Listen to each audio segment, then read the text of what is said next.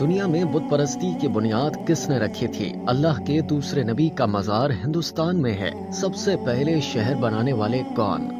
حضرت آدم علیہ السلام کے بیٹے قابیل نے اپنے بھائی حابیل کو قتل کر دیا تو اللہ تعالیٰ نے اسے کوے کے ذریعے بھائی کی لاش دفنانے کا طریقہ بتایا، جس پر عمل کرتے ہوئے اس نے لاش دفنا دی۔ اب اسے اپنے والد کے غصے کا خوف تھا۔ اس موقع پر شیطان نے قابیل کو گھر سے بھاگ جانے کی ترغیب دی، کیونکہ اسے یہ خوف لاحق تھا کہ اگر قابیل حضرت آدم کے پاس رہا تو کہیں توبہ استغفار کے بعد دوبارہ راہ حق پر نہ آ جائے۔ چنانچہ اس نے قابیل سے کہا، اب تجھے تیرے والد زندہ نہیں چھوڑیں گے، تجھے قتل کر ڈالیں گے، تو یہاں سے بھاگ جا۔ قابیل کو تو پہلے ہی اس بات کا خوف تھا، لہٰذا وہ یمن فرار ہو گیا، جہاں اس نے سکونت اختیار کی اور بعد ازاں اس نے شادیاں بھی کی، جن سے اولاد کثیر پیدا ہوئی۔ قابیل نے اپنے والد کے دین حق سے بغاوت کر کے پہلے آتش پرستی شروع کی، پھر شیطان نے اسے پتھر سے بت بنانے کا طریقہ سکھا دیا۔ یوں قابیل اور اس کی اولاد نے ایک اللہ کو چھوڑ کر بت پرستی شروع کر دی۔ دنیا میں قتل و غارت، حسد و فساد اور بت پرستی کی بنیاد قابیل ہی نے رکھی۔ محمود میاں نجمی نے اپنے مضمون میں مسند احمد کا حوالہ دیتے ہوئے مزید لکھا کہ حضرت عبداللہ بن مسعود سے روایت ہے کہ حضور نبی صلی اللہ علیہ وآلہ وسلم نے فرمایا،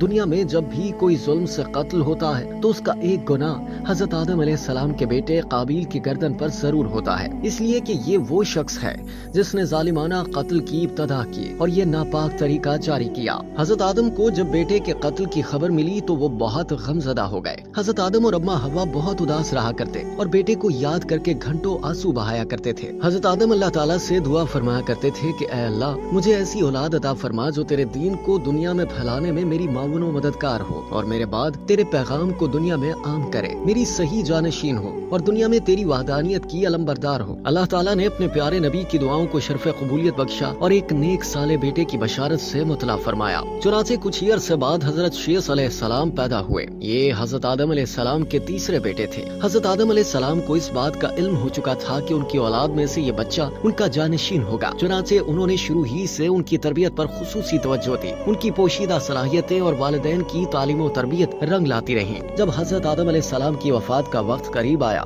تو انہوں نے حضرت شیث علیہ السلام کو اپنا خلیفہ اور جانشین نامزد کیا۔ 960 برس کی عمر میں حضرت آدم علیہ السلام نے وفات پائی۔ اللہ رب العزت نے حضرت شیث علیہ السلام کو نبوت کے عظیم منصب پر فائز فرمایا اور اولاد کثیر سے نوازا۔ پھر یہ کہ ان کی اولاد نہایت فرما بردار اور نیک بھی تھی، جو اپنے والد کے ساتھ تبلیغ دین کے کاموں میں مصروف رہتی۔ علامہ ابن کثیر کے مطابق روایت میں ہے کہ اللہ تعالیٰ نے اپنے پیغمبروں پر 100 صحیفے نازل کیے اور 4 کتابیں، ان 100 صحیفوں میں سے 50 صحیفے حضرت شیث علیہ السلام پر اترے۔ گو کہ قرآن کریم میں جن 25 انبیاء کرام علیہ السلام کے اسماء گرامی مذکور ہیں، ان میں حضرت شیث علیہ السلام کا نام شامل نہیں، تاہم احادیث مبارکہ میں ان کے نبی ہونے کا صراحت کے ساتھ ذکر ہے۔ حضرت شیث علیہ السلام نے اپنی پوری زندگی والد کی دی ہوئی تربیت کے تحت اللہ تعالیٰ کے دین کی سربلندی میں صرف کی۔ آخری عمر میں زیادہ ضعیف ہونے کی وجہ سے گوشہ نشین ہو گئے تھے، لیکن اولاد آپ کے کام کو آگے بڑھاتی رہی۔ حضرت شیث علیہ السلام اپنے بھائی قابیل کی اولاد کے کفر و شرک میں مبتلا ہونے اور شیطان کا اعلی کار بنے رہنے کی وجہ سے بڑے فکر مند رہتے تھے اور انہیں راہ راست پر لانے کی کوششوں میں لگے رہتے تھے،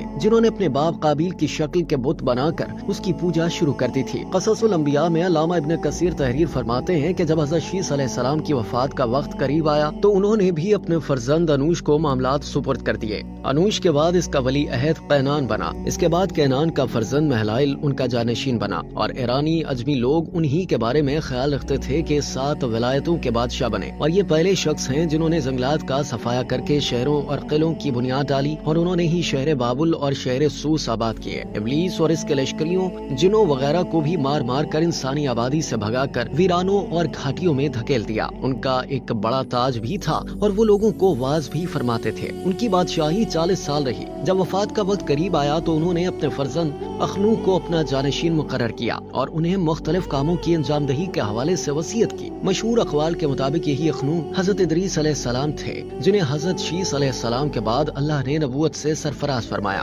حضرت شیث علیہ السلام کی وفات 912 برس کی عمر میں ہوئی اور ان سے منسوب مزارات 3 مختلف مقامات غزہ، عراق کے شہر موصل اور ایودھیا یعنی بھارت میں ہیں۔ ان تینوں میں سے کسی میں حضرت شیث علیہ السلام مدفون ہیں۔ یہ اللہ تعالیٰ ہی بہتر جانتے ہیں، جبکہ بعض روایات کے مطابق حضرت شیس علیہ السلام کا مکہ مکرمہ میں انتقال ہوا اور وہ وہیں سپرد خاک کیے گئے، جبکہ خیال یہ بھی ہے کہ حضرت شیس علیہ السلام کا مزار لبنان کے ایک گاؤں شیس نبی میں ہے، جہاں ان کے نام سے ایک مسجد بھی قائم ہے۔ 13ویں صدی عیسوی اور بعد میں آنے والے عرب جغرافیہ دانوں کی روایت کے مطابق حضرت شیس علیہ السلام کا مزار فلسطین کے شہر رملہ کے شمال مشرق میں واقع ایک گاؤں بشیس میں تھا۔ بشیس دو الفاظ بیت اور شیس کا مجموعہ ہے، جس کا مطلب ہے کہ خانہ شیس علیہ السلام۔ 1948 میں اسرائیل کے معرض وجود میں آنے کے وقت یہ گاؤں غیر آباد ہو گیا تھا، لیکن آج بھی یہاں 3 کونوں والا مینار حضرت شیس علیہ السلام سے منسوب مزار پر قائم ہے۔